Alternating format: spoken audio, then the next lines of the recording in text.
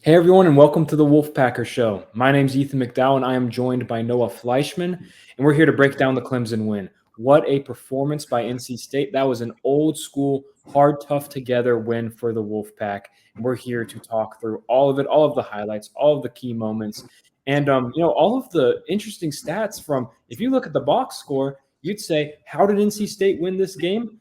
And they won it by being opportunistic, making plays when it counted and defending home field and beating Clemson in Carter Finley Stadium for the second time in a row. Before we get into all of the details, a quick housekeeping note. Noah and I are both reporters for the Wolfpacker.com. That is NC State's website on the On3 network. Go check it out. Right now, we have free articles to read. We have premium articles to read. It's only $1 though to access those premium stories. That's recruiting scoops. That's team analysis for both basketball teams and football and wrestling, just everything and anything you could ask for.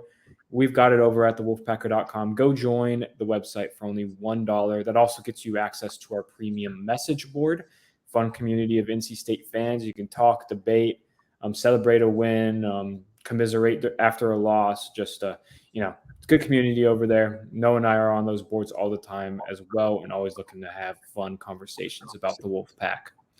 All right, go check it out. It's thewolfpacker.com. Only $1 to join right now. All right, Noah, let's dive into it. 24-17. This is the fourth time in 8 games that NC State has scored exactly 24 points so far this season. And this time it was enough to leave with a win. I mean, shoot. It was a one-score game, and Clemson had an opportunity to drive down the field and tie it potentially in the final minutes of that fourth quarter. But it felt like NC State was in control for a lot of that game. They came out of that bye week incredibly focused with a good game plan and executed well. Noah, just before I give my take on it, I want to hear what you think. What are your initial thoughts on the Wolfpack's win? Yeah, if you look at the numbers and you don't look at the score, you say NC State loses this game just by looking at it. Clemson outgained them 364 to 202. They had 21 first downs, NC State's 9 first downs. NC State had 7 3-and-outs. Clemson had 3 3-and-outs.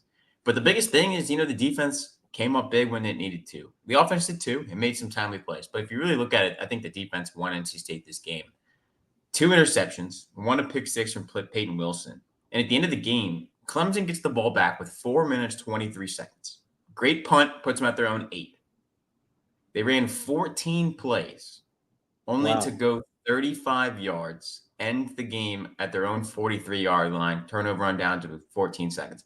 It took them 4 minutes, run 14 plays. They only went 35 yards. The defense came up big, did not let them cross midfield, didn't give them any momentum in that final drive. I think that's the biggest turning point of this game. I know we're going to talk about that. I think that might be it right there. Clemson is talented offense. They've got pieces that should be, perennially a contender in the ACC, like they have been for the past, 13, 14, 15 years.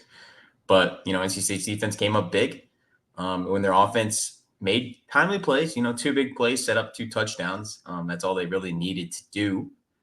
Since you get a touchdown through the defense. So I think that's the biggest thing. Defense played well. Clemson only had 2 drives that went 10 plays or longer, and one was their last drive. So defense was able to get off the field pretty well. Gave up 17 points, but I think that was okay since they scored 7 of their own. So, really, in theory, you take that away. You're like, okay, they gave 10 points. You can count that touchdown as a trade-off there a little bit. So you take that, I think, all day long. But overall, great win for NC State. Clemson's in a down year, but I think anytime NC State can beat them, it's a good win for the program. And it is their second win in the last 3 tries. I know it's been a point that people want to make. So there you go. It's their second win in the last 3 tries against the Tigers. So. And second in the last 2 tries in Raleigh.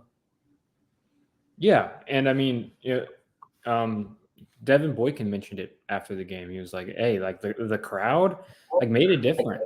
It was a loud atmosphere. Hats off to Wolfpack Nation. They showed up. Of course, it was a sellout, and it was legitimately very loud. You could hear it from the press box. It was a really, really cool environment. The student section was maybe the best I've seen it all year. Maybe in my 2 seasons here, it might have been the best student section I've seen at Carter Finley Stadium. They really came to make an impact on this one, and it showed up.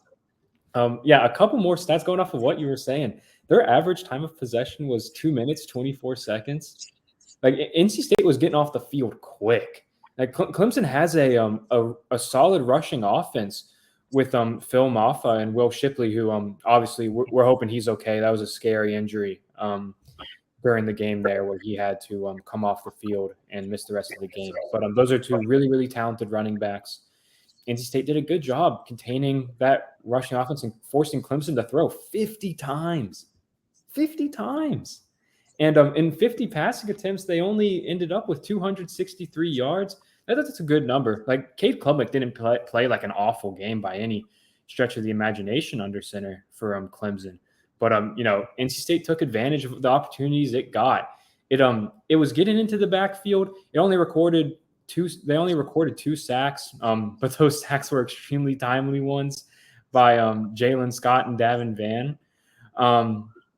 And it was impressive because once they figured out that they weren't necessarily going to get to Klubnik every single time, they started going for deflections. And that's why you have to give your hats off to Devon Betty, who had 2 pass breakups, including the one that led to the pick 6.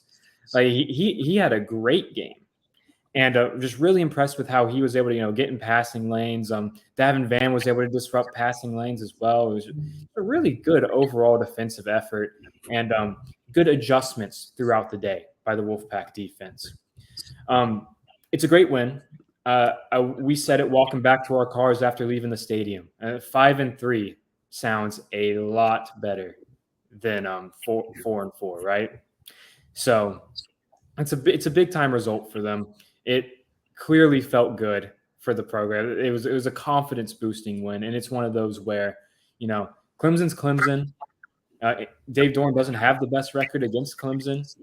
This is his second win against the Tigers, and so whenever you beat them, you get that Textile Bowl trophy, which is massive, by the way. If you haven't seen it, it is a massive trophy. Whenever you can get that back in the Murphy Center, it's a good result, and this is going to be one of those that it's going to be one that could help define a season turnaround here.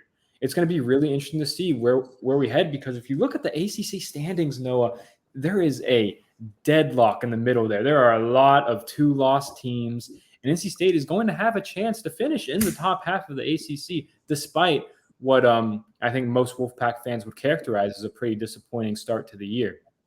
So a lot of reasons to be excited. The offense wasn't perfect. KC, he broke off that 50-yard run. If you take that out, they averaged 0.5 yards per carry. That's not going to get it done. But also, you're going against one of the best run-stopping defenses in the country.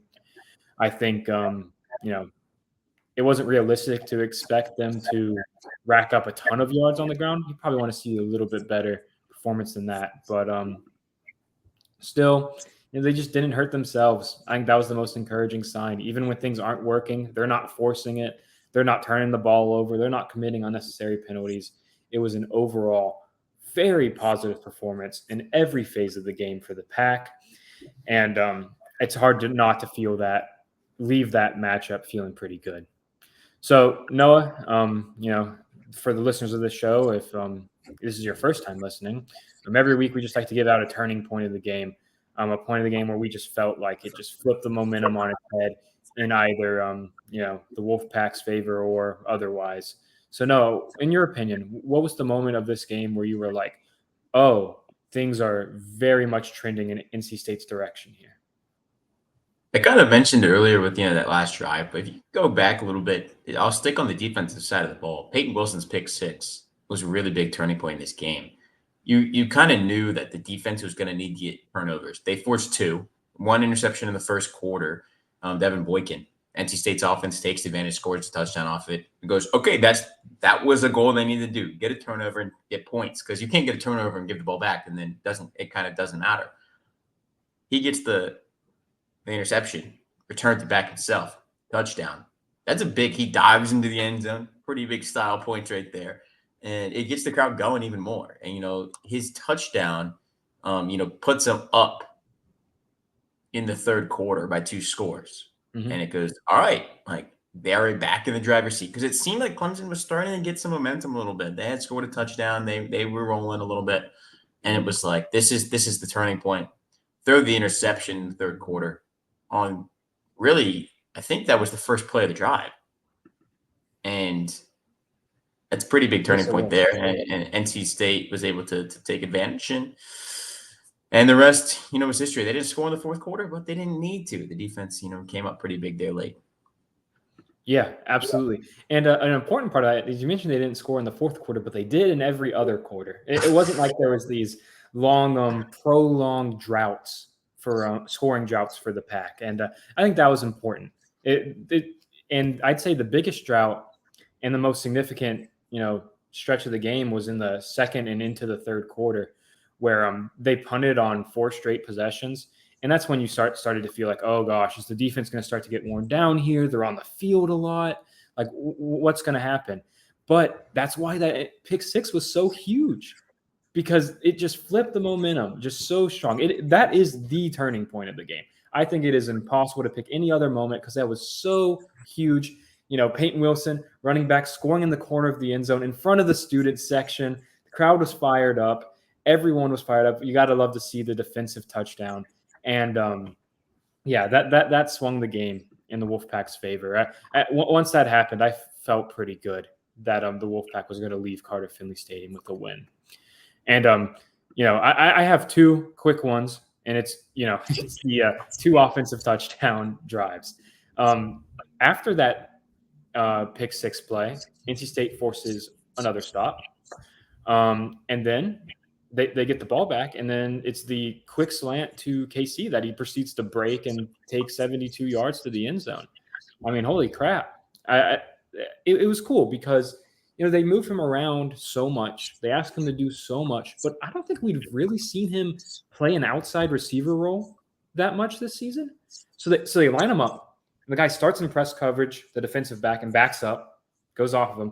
And then KC breaks off a quick slant. And if you've watched KC this season, you knew that defensive back. Like I don't care if it's Darrell Revis at this point. Like he's not tackling him. KC is a tough guy to tackle, and he breaks it and takes it to the end zone. And his yards after contact this season are already ridiculous, and he's going to get like 60 more on top of that after that play. So that was a great play, and that opened up the lead to a insurmountable gap for the Tigers. But what I want to go with, it was just a tone-setting moment of this matchup was Devin Boykin's interception. So we read it perfectly. It was an overthrow. He hauls in the interception. But then NC State turned that into points. 4 plays, 60 yards. Again, KC breaking off that explosive play.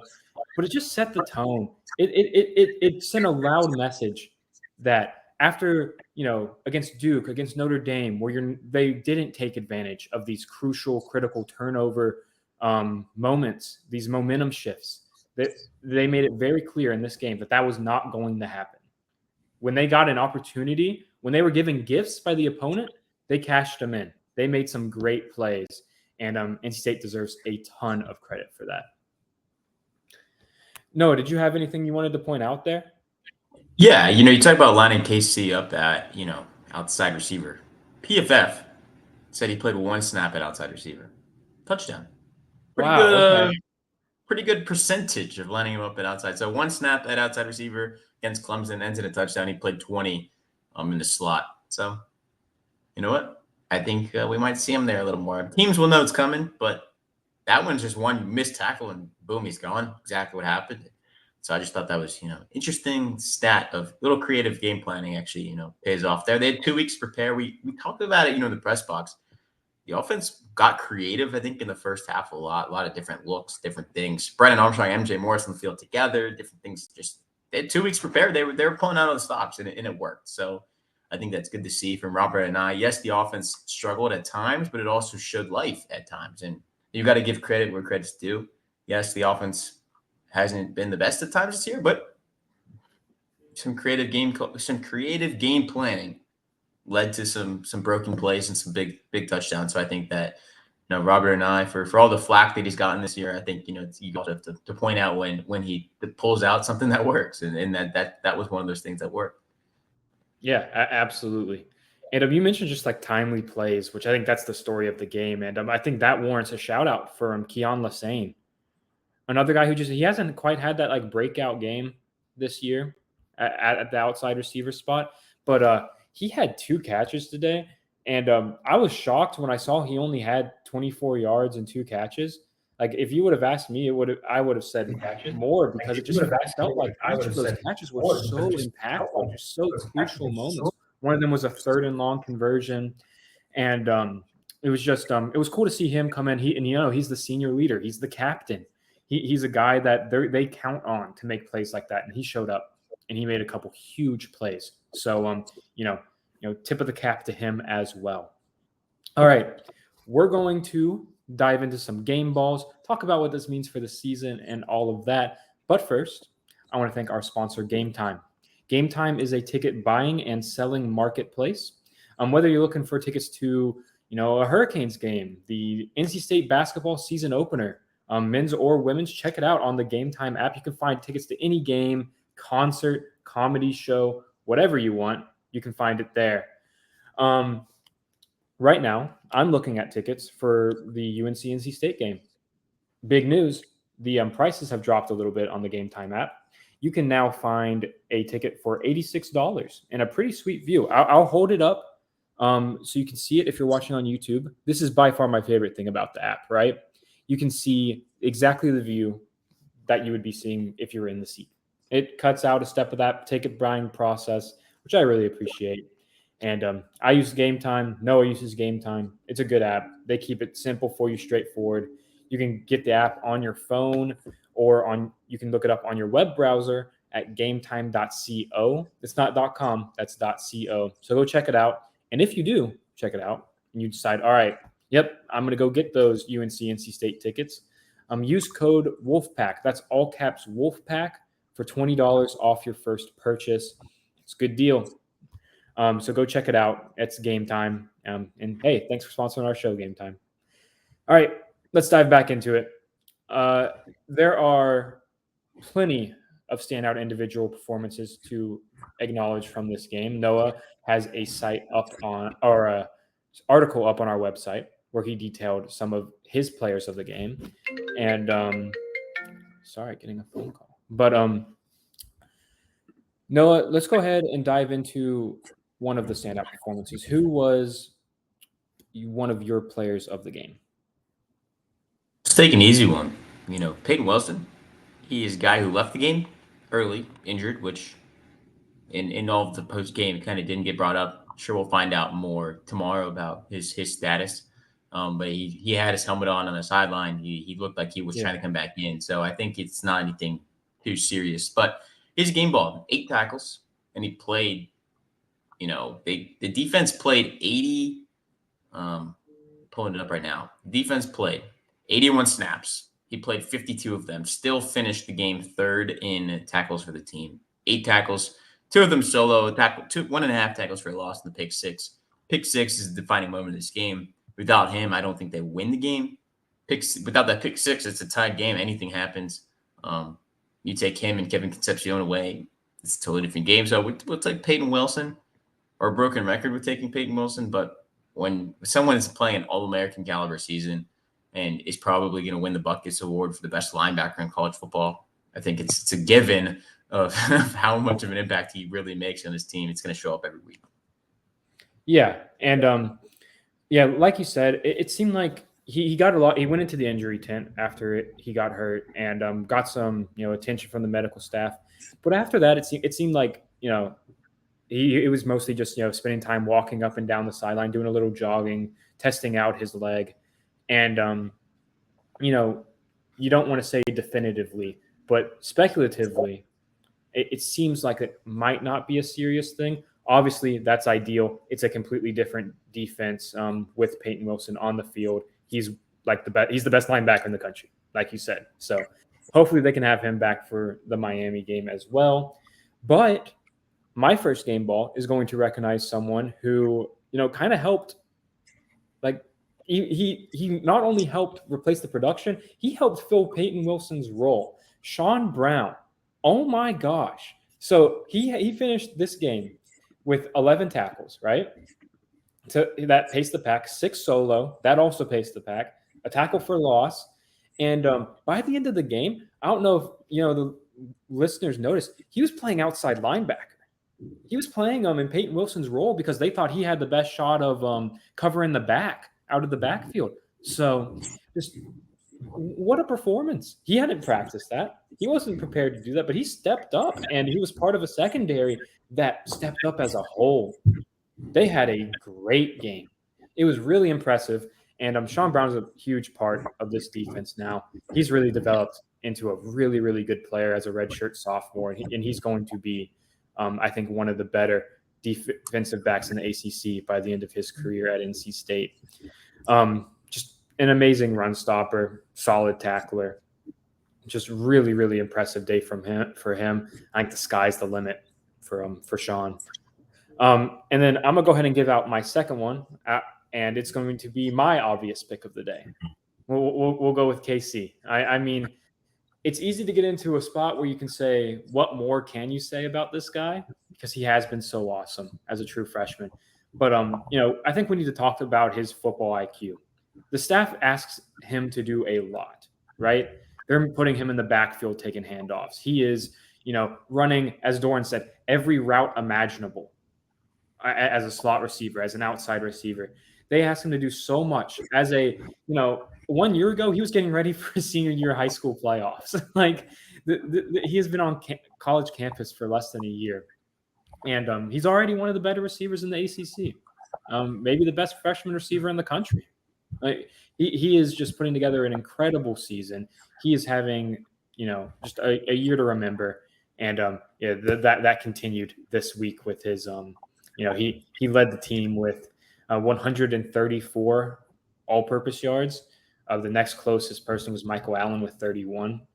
So, very, very impressive day for KC there, and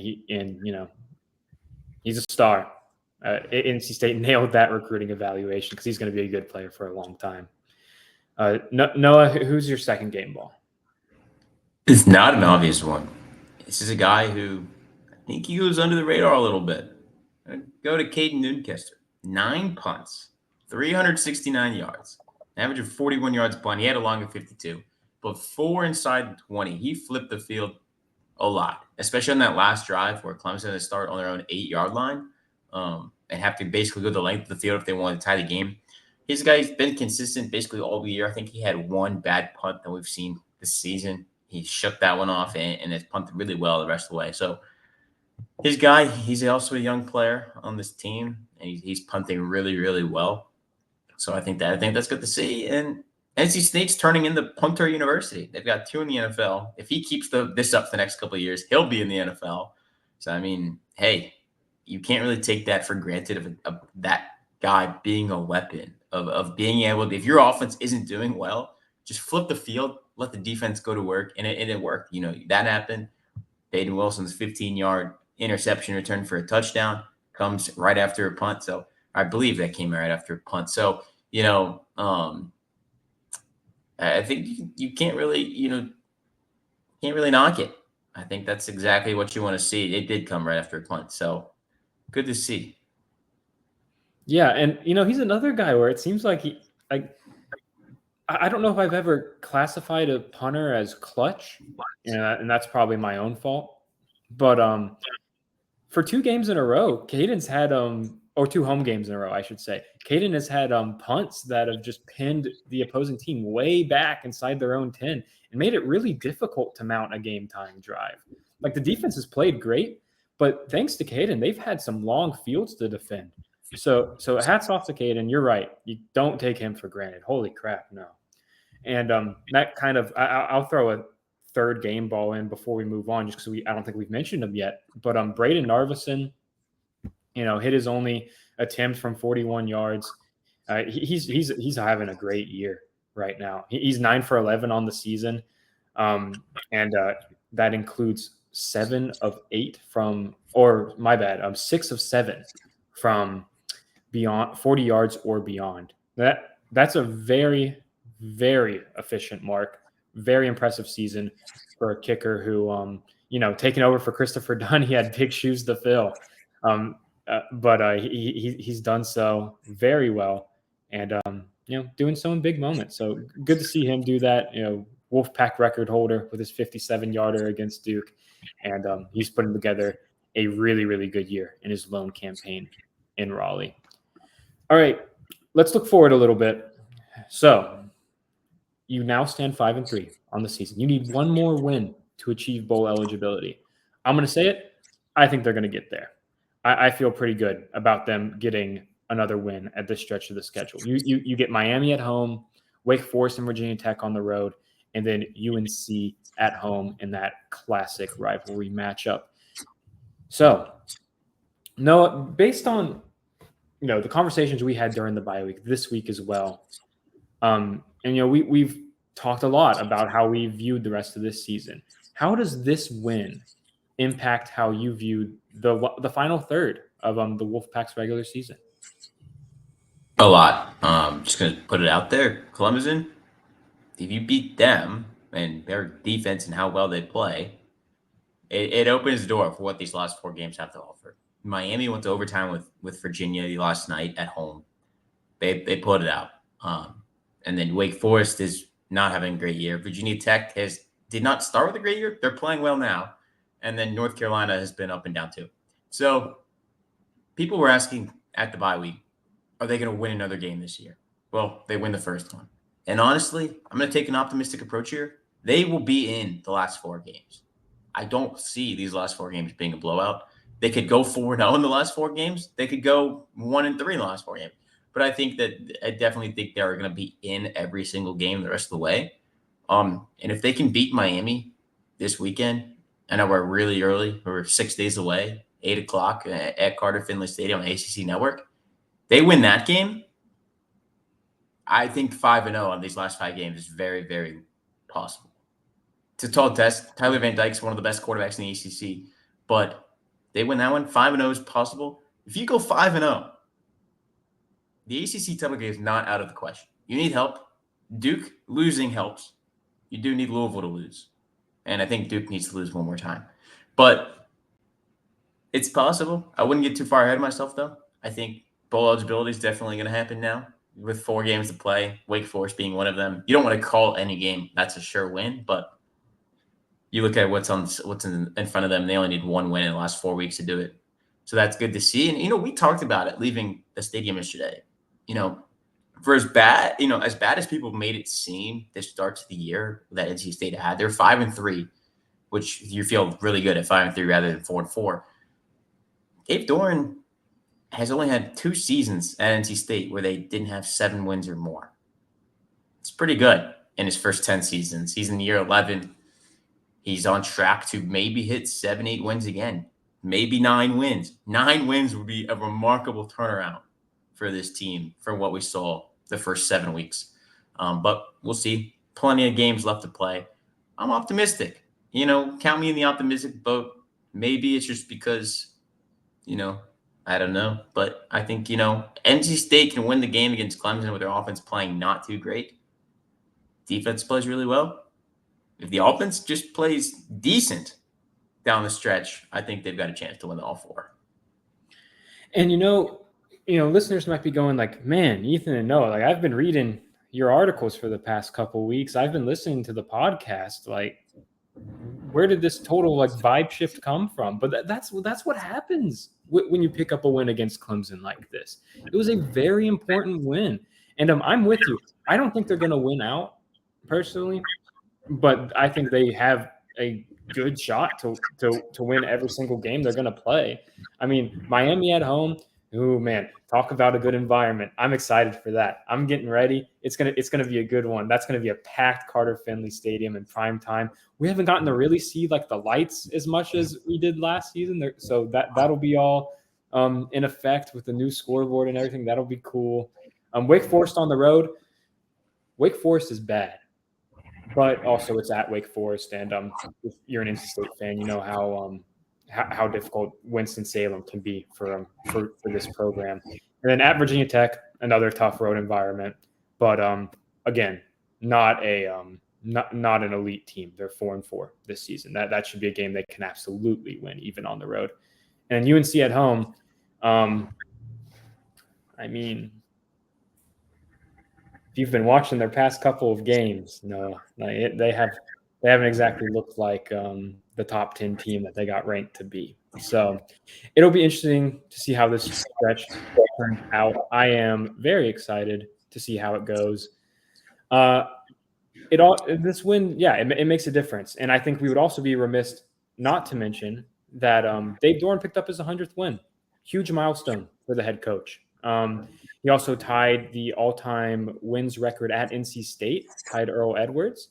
So really cool. That's a really cool milestone for the Wolfpack head whistle, and he's got a good shot to break that record and be fully entrenched in Wolfpack history this season. I'm looking forward to it. I know Noah is too. We're in the middle of writing up all of our post-game coverage. There's a ton of good content on the wolfpacker.com from this game. Doran had some choice words after the game for some of the doubters around the program, including Panthers legend Steve Smith. So go check it out, and we'll have a bunch of cool stuff up throughout the week to talk about it and then prepare for the Miami game. Thank you all so much for listening. This was a fun episode. Fun game to watch, fun game to cover. And, we'll see if it's a sign of things to come this year. And we can't wait to talk about it all with you all. Thank you so much. Go check out the wolfpacker.com. My name is Ethan McDowell. Thanks, Noah, for joining us, and have a good Sunday.